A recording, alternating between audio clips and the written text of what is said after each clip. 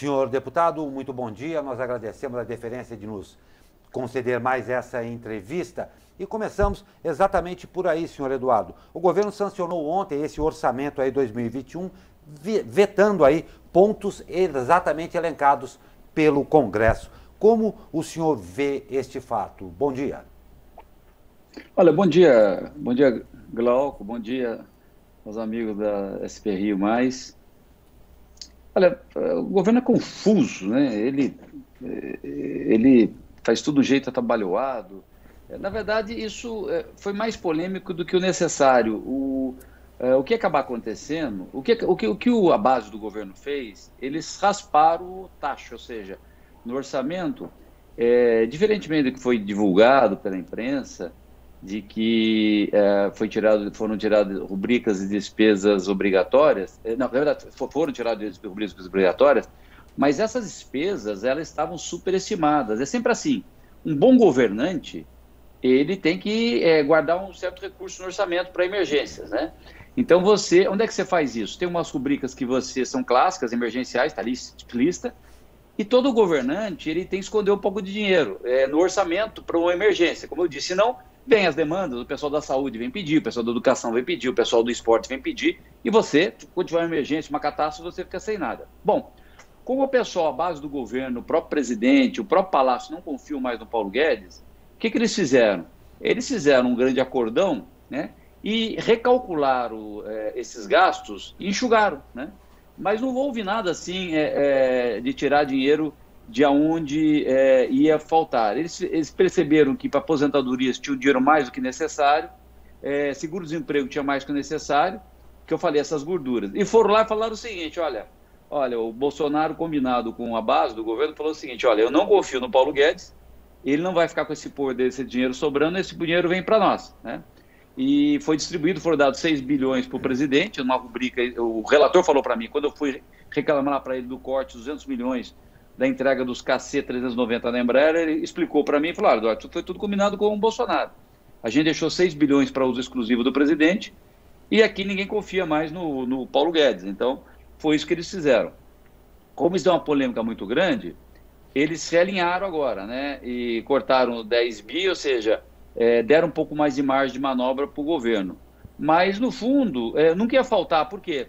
Porque não tem como não pagar a aposentadoria, não tem como pagar seguro-desemprego. Se chegar em agosto, julho, agosto, setembro e outubro e faltasse, eles vão pegar essas sobras que tinham ficado com o relator e devolver, né? Mas isso é tudo fruto da confusão do governo, né? Do governo é confuso, briga interna e tudo mais. Mas eu nunca vi risco nenhum a faltar dinheiro para as áreas essenciais, na minha opinião, tá? Perfeito, deputado, muito bom dia, bem-vindo aqui ao Abre Aspas. Quando a gente estava aqui na nossa reunião de pauta definindo quais seriam os temas para a entrevista do senhor aqui, a gente sempre tem uma certa aí disparidade entre quais temas abordar com deputados, porque são muitos, né? E nessa semana passada, na verdade, a gente foi brindado com a CPI da Covid no Congresso, mais especificamente no Senado. Essa semana campeou muito aí pelos meios de comunicação que esta CPI também poderia chegar na Câmara dos Deputados. Como é que o senhor vê essa tal CPI da Covid imposta aí pelo STF ao Poder Legislativo e, principalmente, como é que o senhor vê essa relação que para muitos está estremecida entre os poderes, principalmente entre o Judiciário e o Legislativo? Legal. Na Câmara não teve CPI porque não teve assinaturas suficientes, tá? Ou seja, não teve apoiamento suficiente. Só fazer uma observação, não foi o Supremo que mandou instalar a CPI. O que mandou instalar a CPI são assinaturas dos senadores. O Supremo só mandou cumprir a Constituição, tá? Vou fazer uma explicação rápida aqui para as pessoas do impeachment e de CPI, tá? O impeachment, ele só tem impeachment, por exemplo, do presidente ou de um ministro do Supremo, ou do procurador, ele só existe se, por uma decisão política, o presidente do Senado, no caso de ministro do Supremo, e o presidente da Câmara, no caso do presidente da República, aceitaram o pedido. Então, você pode ter o maior embasamento. Vamos imaginar aqui uma situação bem esdrúxula, tá?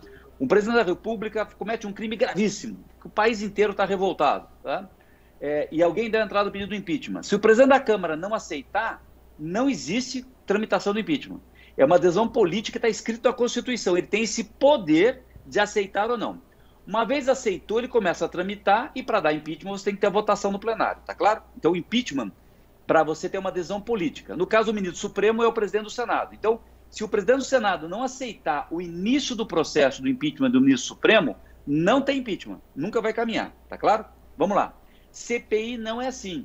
Não depende do presidente da Câmara e nem depende do presidente do Senado. Uma vez que você tenha preenchido os requisitos, que são o seguinte: fato determinado. Você não pode fazer uma CPI para investigar um monte de coisa aberta. Não, você tem que ter um fato determinado. Então, no caso da CPI da Covid, o fato determinado do pedido era Manaus, ou seja, o governo tinha pedido oxigênio e o governo, em tese, supostamente, eu não tenho essa confirmação, mandou aviões de cloroquina, tá?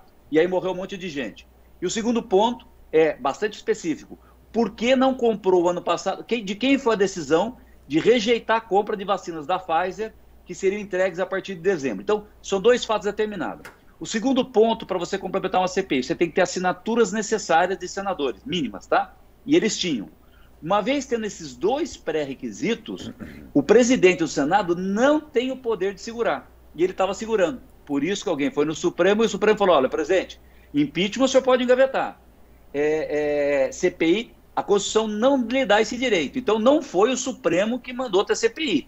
Foram a maioria dos senadores que assinaram a CPI. Então, algumas pessoas perguntam: Eduardo, por que o lava-toga, ou na verdade, outras CPIs, o presidente, o Supremo não manda instalar? Porque não tem assinaturas suficientes ainda, né? É bom lembrar que a lava-toga, digo para vocês, eu tenho críticas imensas ao Supremo e a interferência absurda que o Judiciário tem, uma série de questões que, na verdade, na minha opinião, não deveria entrar. Por exemplo, agora a Lava Jato, que eles estão fazendo com a Lava Jato, eu acho uma barbaridade. Então, não estou aqui defendendo o Supremo, não. Eu tenho críticas, só estou explicando como funciona. Então, Eduardo, por que o lava-toga, que seria a CPI do Judiciário, não andou? Por que o Supremo não manda instalar a CPI da lava-toga? Porque não tem assinaturas de senadores suficientes. Porque tinha as assinaturas, o deputado Flávio Bolsonaro usou o poder que ele tinha na época e pediu para senadores retirarem a assinatura suficientes para ter a CPI. Então, agora vamos lá. Se tiver assinaturas suficientes de senadores, assinar mais senadores para ter o número necessário, né, o presidente do Senado não tem poder, ela é instalada imediatamente. Perfeito, deputado. Dentre os temas da nossa entrevista, foi muito bom o esclarecimento sobre essa possível interferência que o senhor, na verdade, explicou que não é interferência, é o Supremo Tribunal Federal fazendo cumprir a Constituição. A gente definiu aqui também que, na semana passada, a Câmara dos Deputados estava debatendo aí sobre a extensão da declaração do imposto de renda, que, se eu não me engano, inclusive, já foi sancionado. É isso mesmo?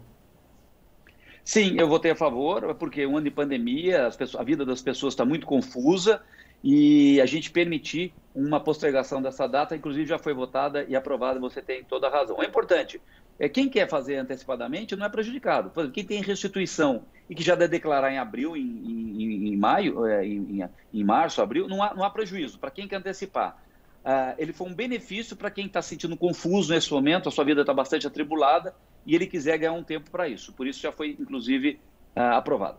Perfeito. Só um esclarecimento sobre impeachment e CPI. O ministro, por exemplo, se um ministro do Supremo obrigar um presidente da Câmara ou do Senado a instalar uma CPI, a iniciar um processo de impeachment, isso é inconstitucional. O ministro Supremo não tem esse poder.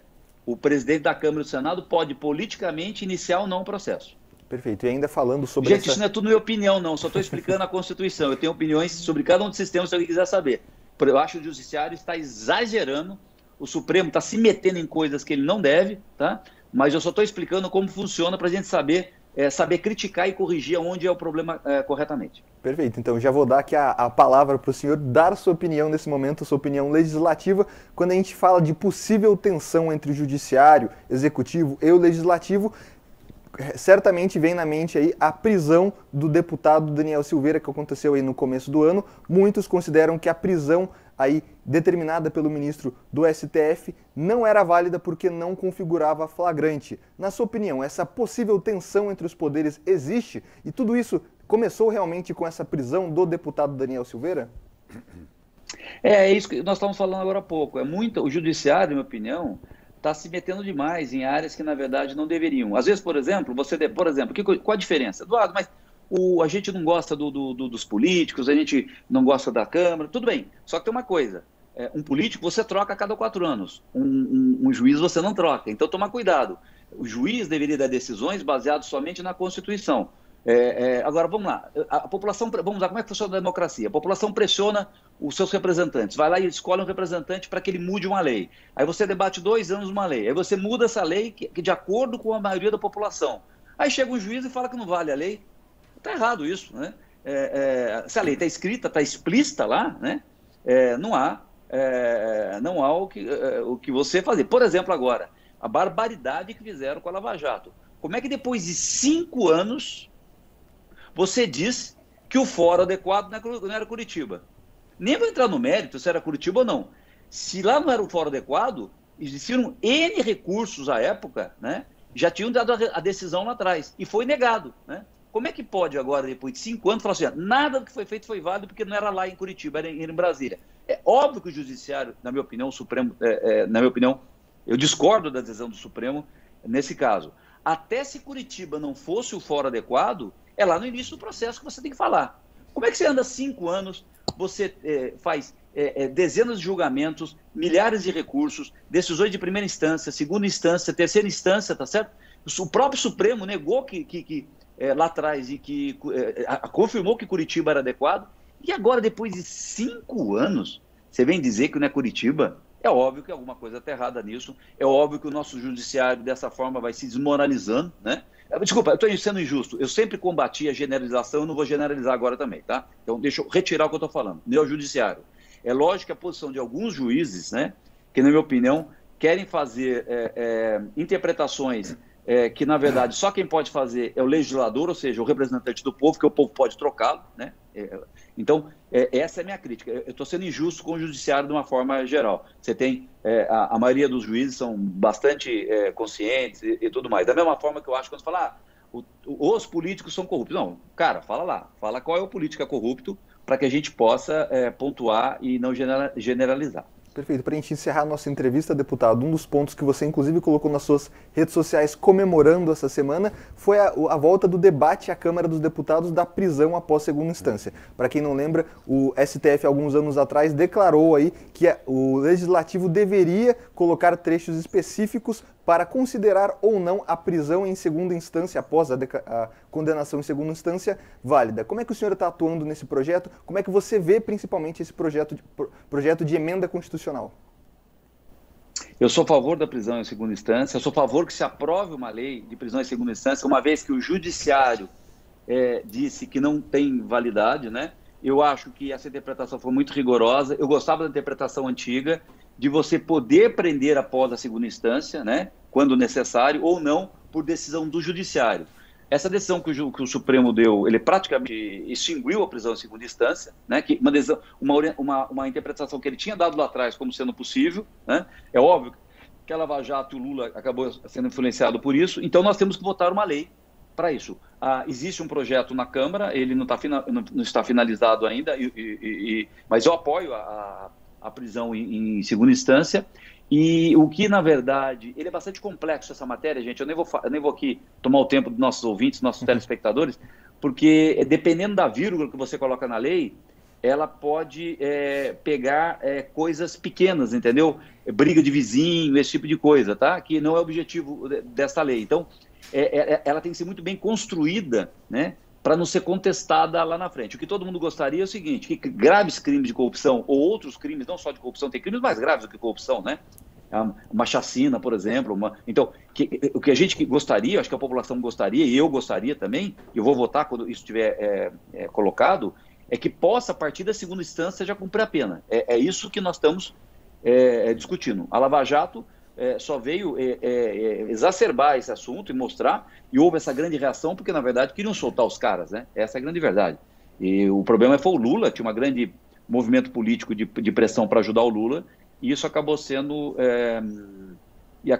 prejudicado. Você falou do Daniel Silveira, eu tenho um tempinho para explicar o caso do Daniel Silveira, inclusive meu voto ou não? Pode sim, o senhor tem um tempinho curto, mas pode ir. Daniel Silveira foi bastante polêmico e tudo mais, né? O pessoal sabe o seguinte, como é que é? O Supremo, ele não precisa olhar para ninguém, o juiz tem poder para tudo, né? Nós não, o nosso é poder político. Então vai para a gente e a gente tem uma decisão política, né, se confirmava ou não. Como é que eu analisei essa decisão?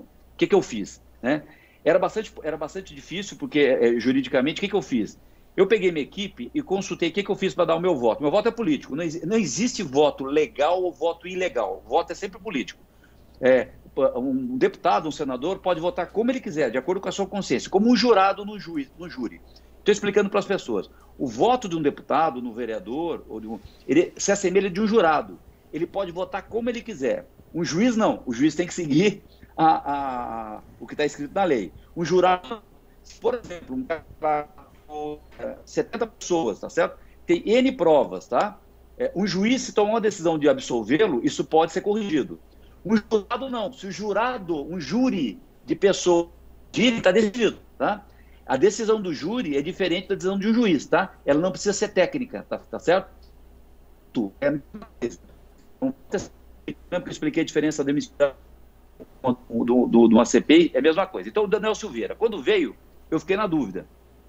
Eu tenho uma equipe muito boa que trabalha comigo. Eu falei, olha, faz o seguinte, consulte os maiores juristas em São Paulo, tá? Da academia das bancas, das grandes bancas. Eles têm ligação, gente que trabalha comigo foi aluno desses caras e tal. Eu falei, consulte o seguinte, mas só consulte juristas de direita. Por quê? Porque eu não queria ser contaminado alguém de esquerda, falando assim, eu quero ferrar o Daniel Silveira. Eu falei, não, consulta de direita para saber. E a volta dessa pesquisa veio o seguinte, 70% deles diz o seguinte, está certo a decisão do Supremo. E 30% disse, está errado a decisão do Supremo. Eu estou falando da prisão do Daniel Silveira. Dado que você tinha as duas, então quer dizer, Eduardo, como 70 disse que é a favor, então o correto a favor? Não. Significa que estava dividido. Você tinha interpretação jurídica da Constituição para os dois lados.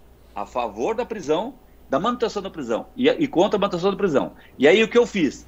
Eu falei, então o voto é político, eu vou ter que tomar uma decisão política. O que eu fiz? Eu não conheci o cara, tá? Ele não trabalha lá, ele só fica lacrando na internet, ele não tem um projeto, não tem nada. Eu fui e perguntei para os amigos dele, colegas que foram eleitos por ele, são amigos dele. Todos falaram o seguinte para mim, Eduardo, eu não vou falar publicamente. Esse cara foi eleito pelos criminosos do Rio de Janeiro. Esse cara tem que ficar preso.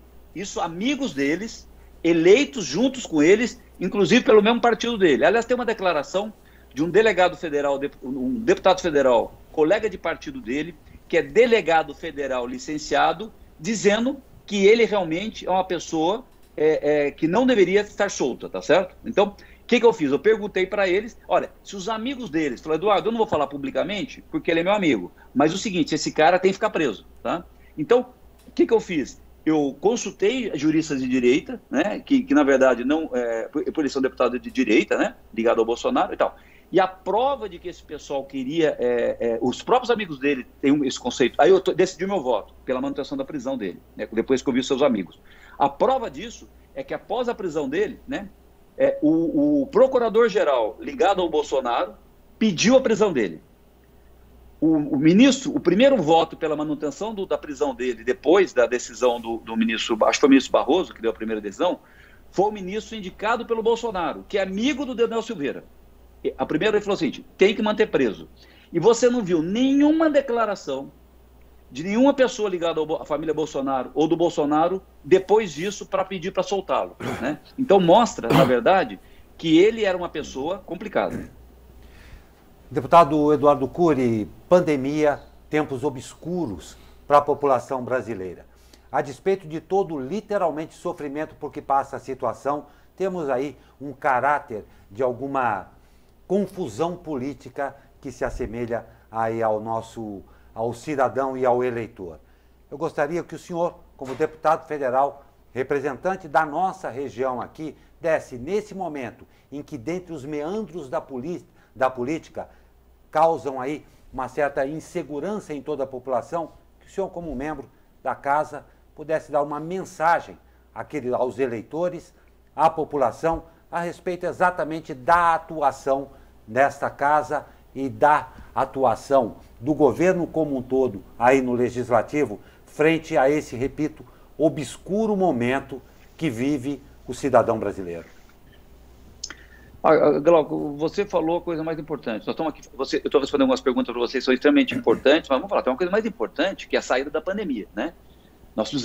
Nós precisamos das vacinas, porque não vai ter retomada da atividade econômica plena sem a vacinação de pelo menos grande parte da população. E o governo errou muito, né, de não ter comprado vacinas no ano passado. Mas paciência, isso já foi. Primeiro, vamos lembrar aqui, eu tive outro dia e vou falar de novo, né?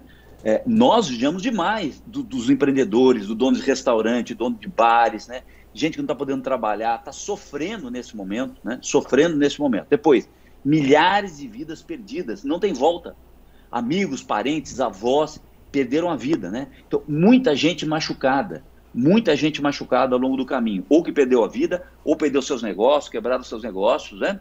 E na minha opinião, a reação do governo, a rapidez do governo em proteger essas pessoas foi muito lenta, quer seja no auxílio para quem está precisando manter a manutenção dos empregos dos seus negócios, isso foi muito lento. Paciência, nós temos nesse momento vacinar o maior número de pessoas, retomar a economia para que a vida possa se restabelecer. Esse é o meu papel. Como deputado, outra coisa que eu posso fazer e tenho feito é trazer recursos para cá.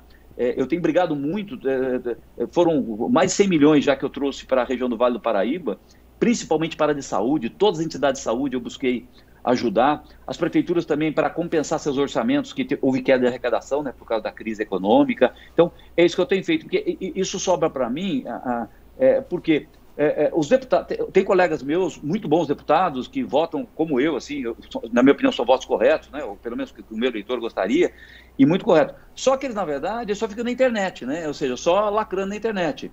E não ajuda a nossa região, e eu tenho que ajudar, entendeu? Eu faço isso com prazer. Então, eu procuro ter o meu mandato com as duas coisas. Procuro votar de forma que eu acho correto com quem votou em mim, né?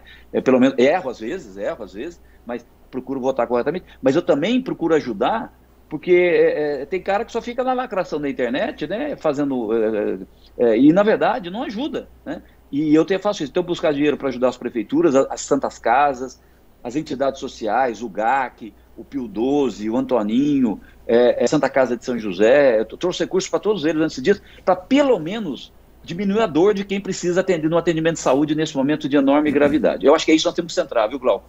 A gente tem que focar na saúde para ajudar as pessoas. Muita gente vai sair com sequela, as sequelas do vírus, elas são desconhecidas ainda. Eu tive Covid ano passado, graças a Deus, o meu foi quase assintomático, eu só perdi o paladar por uma semana. Mas teve sequela. Depois eu fiquei com dificuldade de fazer caminhada. Eu tenho amigos, todo mundo conhece, eu não estou falando uma novidade. Você tem sequelas, tem um sobrinho que tá jovem, 6 meses, o paladar dele não voltou até hoje, tá certo? Você tem gente com enorme dificuldade fazendo fisioterapia para o pulmão, ou seja, esse vírus é danado. Eu não recomendo, para mim foi leve, mas eu digo, gente, procure não pegar esse negócio, porque ele age diferentemente em cada um. E as sequelas do futuro para a saúde pública nós não sabemos ainda, né? Então, gente, nós temos que proteger a população, né? Eu não sou defensor do fecha tudo, nunca foi, do lockdown total, eu acho isso até uma burrice, né? Existem atividades que têm pouco risco, né? Eu sou contra, eu sou crítico a isso, mas isso é um motivo no outro programa, tá certo? Eu defendo o distanciamento social, tem que usar máscara, não tem nenhuma dúvida quanto a isso, tem que vacinar. Agora, sempre fui contra o fechamento total de tudo, isso é inviável, né? Se bem que nunca teve lockdown 100% no Brasil, mas isso é inviável. A gente podia usar muito mais a inteligência, por isso que eu acho que o Felício foi muito bem nessa história, o prefeito Felício de São José, o Isaías de Jacareí, no qual eles procuraram calibrar isso de acordo com a realidade local. Mas é isso que nós temos que fazer agora, saúde e retomada dos empregos, é a coisa mais importante nesse momento. Pois é, deputado, nós agradecemos demais e estamos aqui neste momento, uma pandemia com 2 vieses tétricos em ambos os cenários. Um daqueles que não tem volta e perderam a vida. Vivemos o momento agora, em meio à pandemia, triste daqueles que perderam tudo na vida. E as sequelas, fazendo uma analogia com o que o senhor falou a respeito da doença, não serão nem um pouco boas ou bonitas. Deputado, nós agradecemos demais a deferência do seu tempo e nos conceder mais essa entrevista. Um ótimo dia e um ótimo final de semana ao senhor. Muito obrigado. Obrigado, Glauco. Obrigado, Douglas. Vamos ajudar a saúde para preparar para sequelas, ajudar a parte coronariana, tumores que vão, na verdade, ser prioridades a partir de agora. Obrigado a todos. Obrigado.